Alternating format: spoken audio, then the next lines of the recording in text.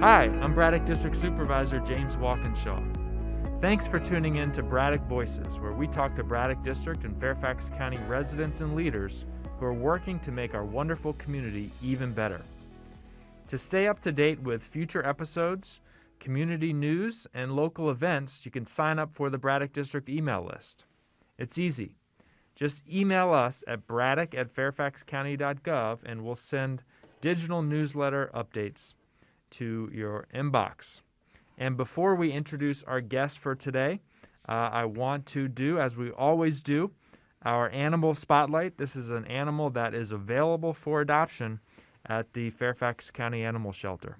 And today's animal spotlight is Tiny. Tiny the Terrier. Good name for a terrier. Tiny is a 2-year-old, 55-pound male that will climb into your lap and put his big squishy face into your hands if he feels like he's not getting enough attention, which happens often. Tiny mostly lays around during the day. Despite being such an expert at laying around, Tiny does love to go on walks. He gets very attached to people, so be prepared to have him always nearby, as he likes to have you within eyesight.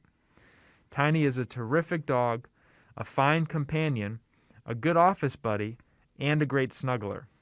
With one caveat: Tiny is not a fan of young children, so it would be best if there were older kids, or no kids, in his next home. If you'd like to meet Tiny, you can call my office at 703-425-9300, or email us at braddock@fairfaxcounty.gov and we'll connect you with the animal shelter. Or you can call the animal shelter directly at 703-830-1100 to request a meeting with Tiny. If Tiny has already found a new home by the time you call, don't worry. The animal shelter can still help you find your future best friend. And with that, I will introduce our guest for today's episode, and that is Steve Mutty from Volunteer Fairfax. A lifelong volunteer, Steve Mutty joined Volunteer Fairfax in 2018, bringing more than 30 years of corporate and nonprofit experience in Northern Virginia to his role leading the region's largest volunteer organization. During his career in the commercial real estate business, Steve served as fundraising chair for the D.C. Building Industry's annual Community Improvement Day, which focused on community playgrounds and recreation centers in underserved neighborhoods in Washington, D.C. Steve is passionate about strengthening communities and advocating for the empowerment of disadvantaged individuals and dog rescue programs. Mm-hmm. So he's a great fit for our show today with as we're trying to get Tiny adopted. Steve, welcome to Braddock Voices. Why don't you tell us about yourself and tell us about Volunteer Fairfax? What is it? What do y'all do? Thanks so much. I got to compete with Tiny the Terrier. That's a high bar that you've set there. Yeah. But Volunteer Fairfax, our organization, we've been around now for 46 years, and we operate in Fairfax and surrounding counties, and we serve a population in Northern Virginia of about 1.6 million people. We mobilize people and resources to meet community needs. And the best way to describe our role, if we were to just disappear tomorrow, people would still volunteer. But the difference is that we match people who have a particular affinity, a particular passion for something with volunteer opportunities. And in making that match, we're amplifying the impact of volunteerism out in the community. So you're connecting people with opportunities. Correct. And let's just cut right to the chase here.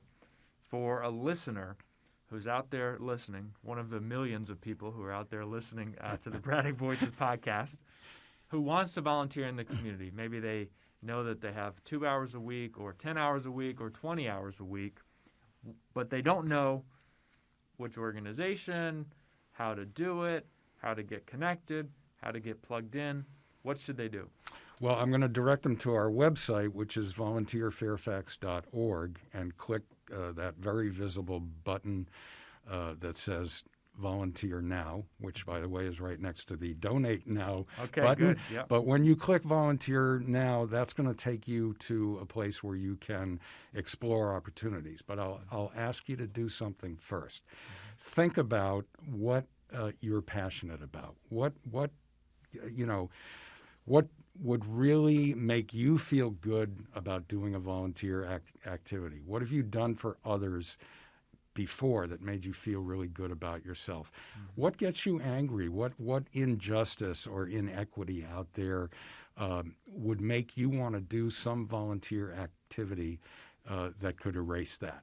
So think about that before you peruse and before you look for an activity, because what we've known in our experience over many years is that the best volunteer that we can have is someone who is passionate about what they're doing.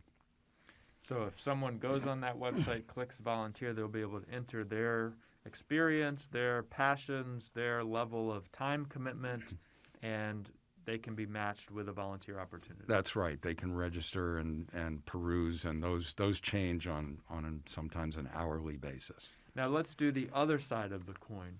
For someone that is involved with a nonprofit, maybe someone who has started their own nonprofit or is on the board of a nonprofit or is just organizing community cleanup in their neighborhood or a small food drive in their neighborhood and needs volunteer support, what should that individual do?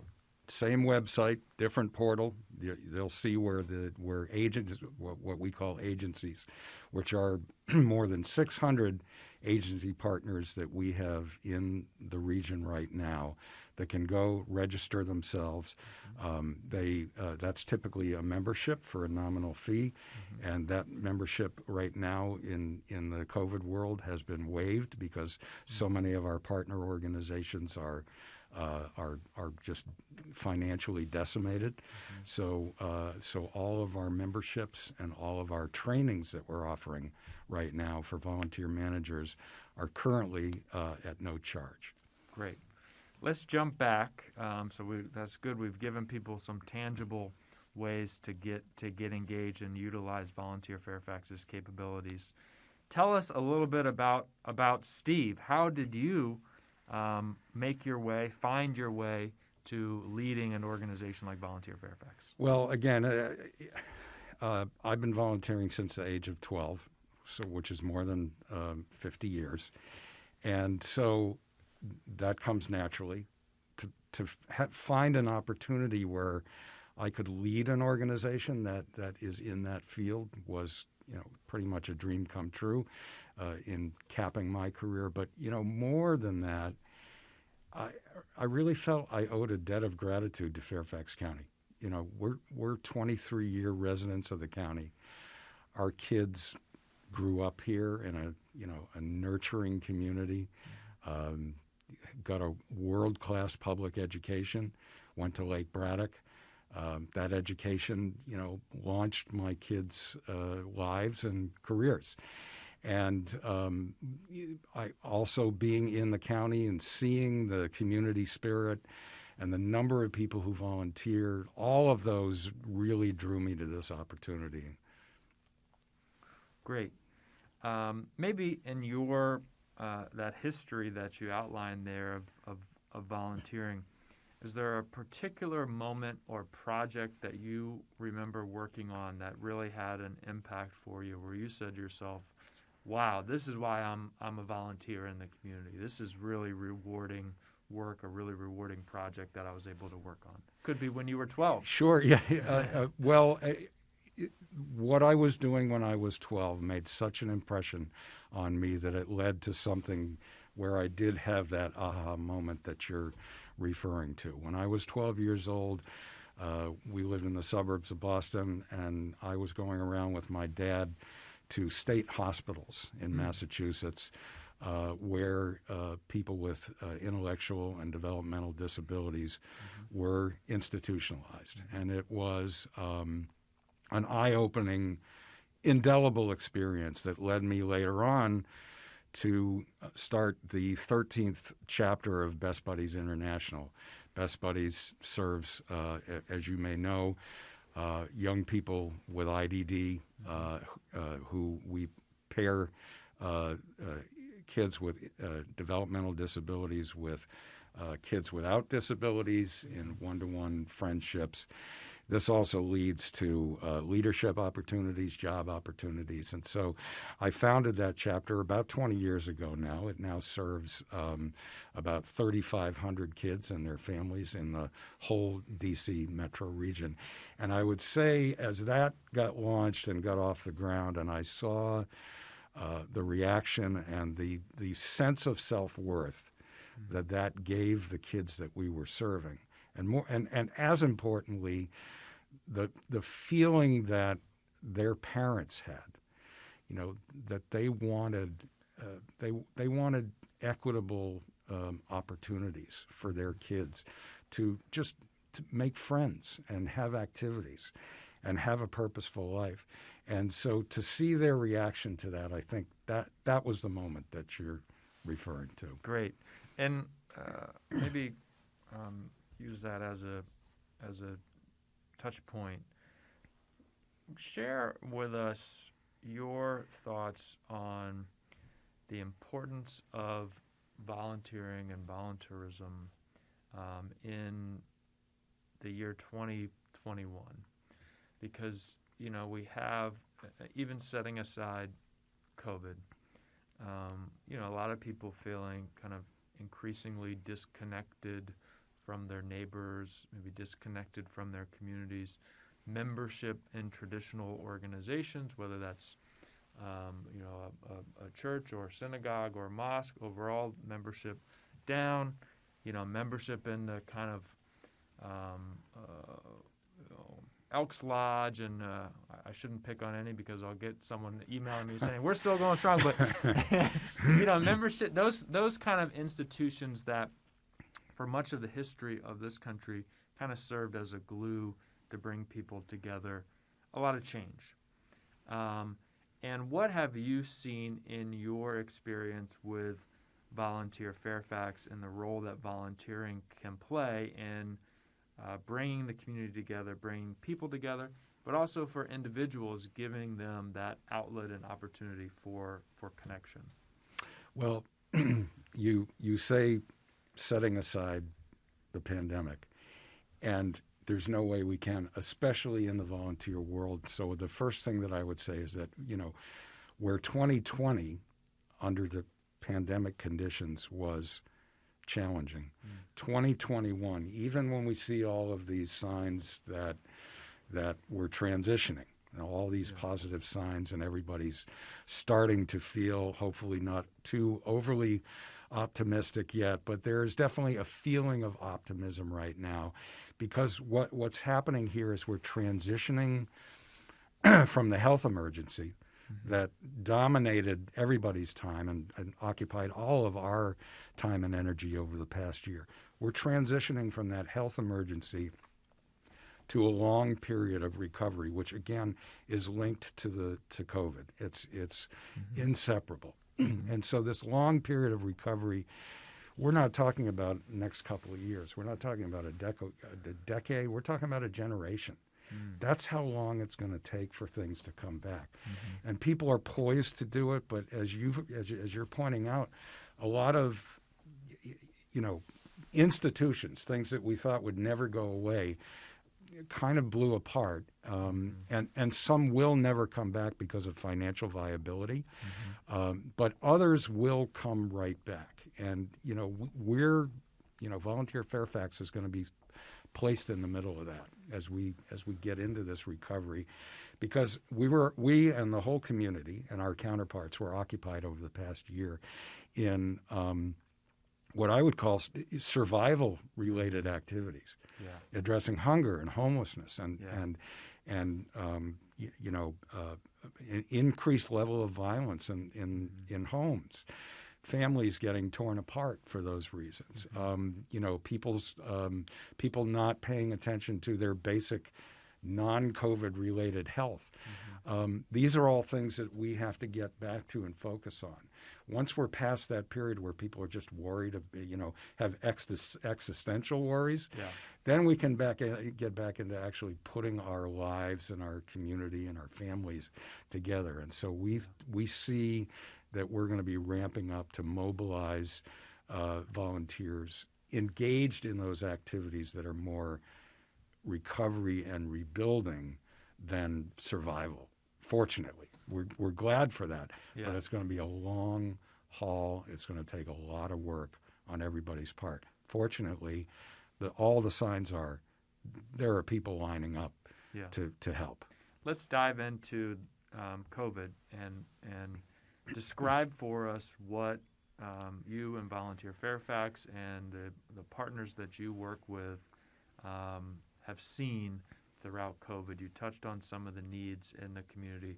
Tell us more. Are there any specific stories you can share about the impact that you all have seen in the community from COVID? Sure. I mean, so a little more than a year ago when everything shut down and we all started to work remotely, this time last year I was sitting really honestly wondering, are we going to be idled? What are we going to do? Because, in the year leading up to when the pandemic hit, our motto was volunteering, it's personal. And what that meant is not only that you can choose things that match up with your personal affinities, but it's personal in the respect that you are face to face with the person that you're serving. You can see their reaction. You can see their thanks. You can see the effect that it's having. And that was, for the most part, all taken away over the past year. And so everybody, I know this is a term that's overused, but everybody had to pivot. And now they're suffering pivot fatigue, as we know. But part of that pivot, as far as we were concerned, and our counterpart organizations, this happened with everybody, is like, how do you mobilize volunteers who more than ever want to help? They realize the need is growing. And how do you find ways for them to do that distanced and remotely and virtually?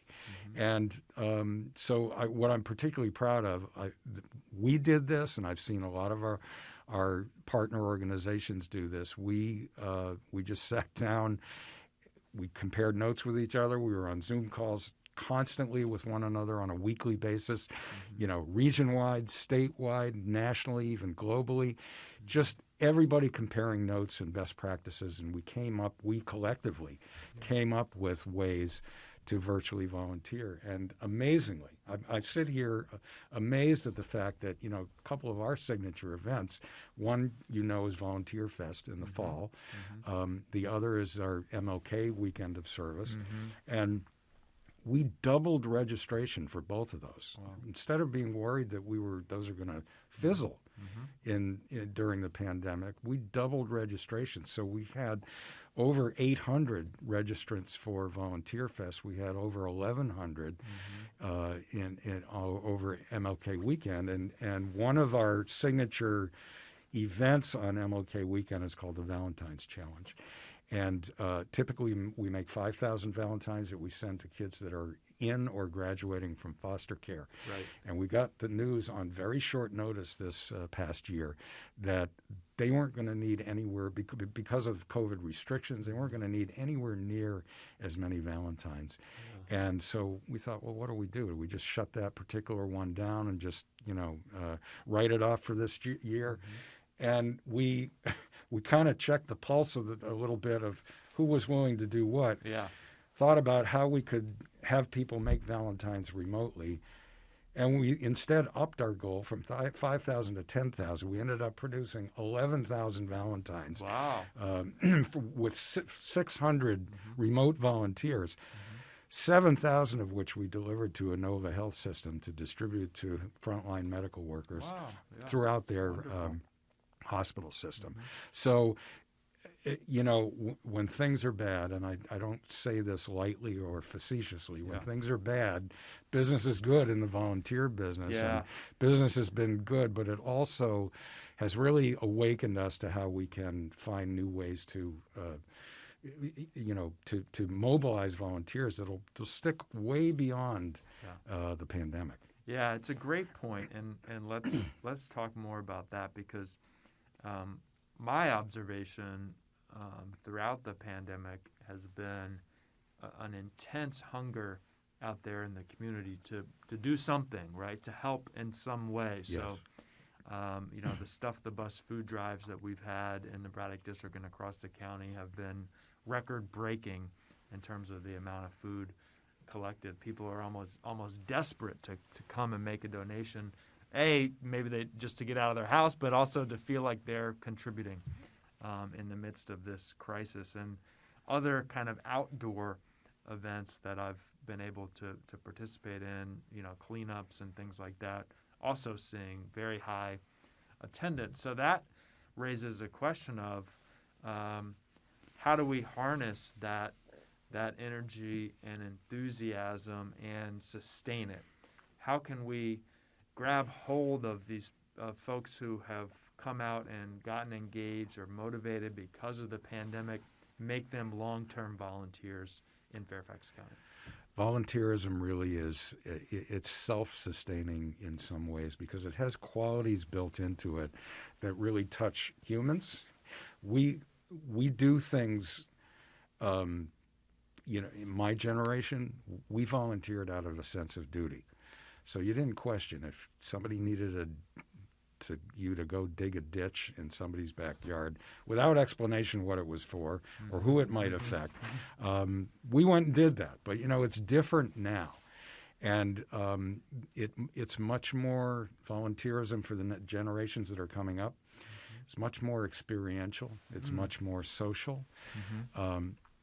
And recognizing that, we're making sure that we're designing volunteer experiences and promoting them to these generations that are going to make them want to make a social event out of it, there is nothing wrong with that. If you're not having fun as a volunteer, or if you're willing to not have fun, but you are not having that fulfill an affinity of yours, you're just not going to come back. You might do it once and we'll never see you again. So we're really the face of volunteerism is really each individual of the millions of faces that are volunteering. It's different for every single person. That's why we continue to say it's personal. And when they go on the website, think first about what it is you would like to do, where you want to make a difference. And it seems to me that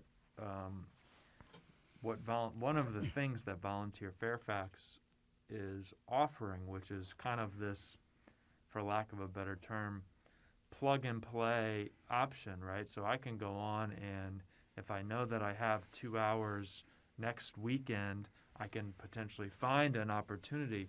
It seems to me that is even more important today than it ever was, because people are busy. They're involved in a lot of things. They're working and commuting, at least pre-COVID, working and commuting. And maybe they aren't ready or can't make a commitment to join the Rotary Club and show up at every monthly meeting and participate in every event that the Rotary Club holds. But maybe they are willing to commit 2 hours a week or 2 hours a month when they're available. And Volunteer Fairfax is communicating those opportunities and connecting people with those opportunities. They are. That's convenient for them. We are. In fact, we actually have a program geared specifically to what you just described, which we call Volunteers for Change. And you'll find VFC also on the website, and that is exactly what you're describing, that you can pick and choose the time. It's for busy people. It's a way to dip your toe into volunteerism. And you make a good point that some people are dissuaded from ever, starting that first volunteer experience because they feel that it's kind of an all or nothing thing. It's a commitment to a regular schedule. And so this provides that opportunity to just pick and choose when you can do it. And and many people go into VFC and then become consummate volunteers Okay. and do things on a regular basis. So Volunteers for Change, you can find that opportunity on Also on- volunteerfairfax.org. That's correct. So if you're in that category that I just described, Volunteers for Change is the program for you. Yes, indeed.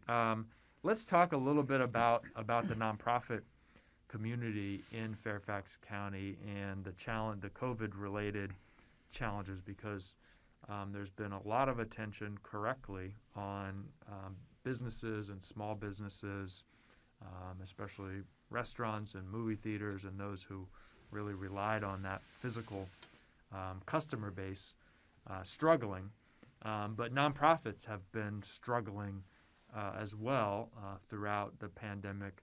Talk a little bit about some of the challenges in terms of donations, fiscal, logistical challenges that your partner agency nonprofits have been dealing with. Sure. I mean, the nonprofits, if they've suffered financially, and all of them have, above and beyond whatever CARES Act, PPP funding that they were able to secure, which only covers a small snapshot in time of someone's payroll. Beyond that, many organizations, as this pandemic has dragged on, are suffering significantly. And yes, you mentioned the sources of funding, for example, where traditionally small businesses and large businesses had a pretty large pocketbook that they were spreading around the community for activities that improve the community and advanced particular programs. The pocketbook was the same or got bigger, but that money went to meeting basic human needs. That money was diverted substantially to our counterpart organizations who were on the front lines of fighting hunger, homelessness, abuse in the home, literacy issues, voting issues, the census. Those were all really hot things over the past year. And again, that is going to shift more to the recovery, and hopefully sooner than later, into where people are enhancing their lives, enjoying their lives, not just trying to fight for their lives. Great. So we are almost out of time, but final question maybe.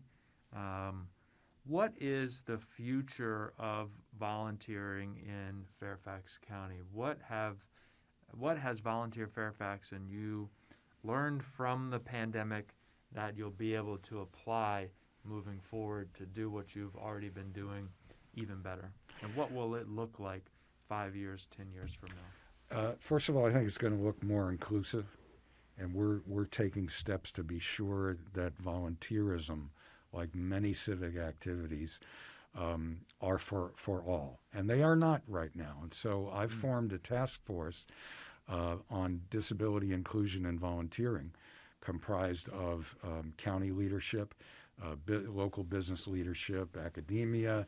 And we get together monthly, and we're looking to find ways to unlock more opportunities for persons with disabilities. We want more opportunities for veterans.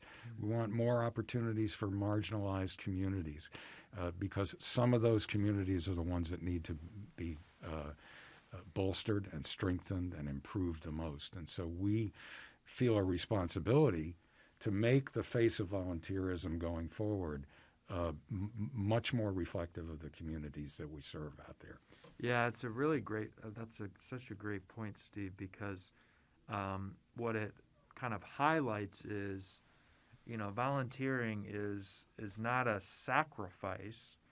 Volunteering is an opportunity for the volunteer as much as it is maybe for those or for the community that's being served or assisted through that volunteer activity. It's more than that. It's an investment especially for the young people, it's an investment in the community that they're going to inherit. Yeah. Great.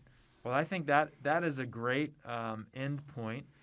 Steve, one more time, If people want to volunteer or they want to recruit volunteers for a project or an organization, what should they do today? Go to volunteerfairfax.org, and or they can contact your office, and you can put them directly in touch with me with my email or cell phone. But volunteerfairfax.org, you'll find everything that we've talked about on there. Great. Thank you, Steve. And thank you all for listening to Braddock Voices, where we talk to Braddock District and Fairfax County residents and leaders who are working to make our wonderful community even better. If you want to learn about future episodes and other things that are going on in the community, including volunteer events, you can sign up for our Braddock District email list by emailing us braddock@fairfaxcounty.gov. Thanks for listening.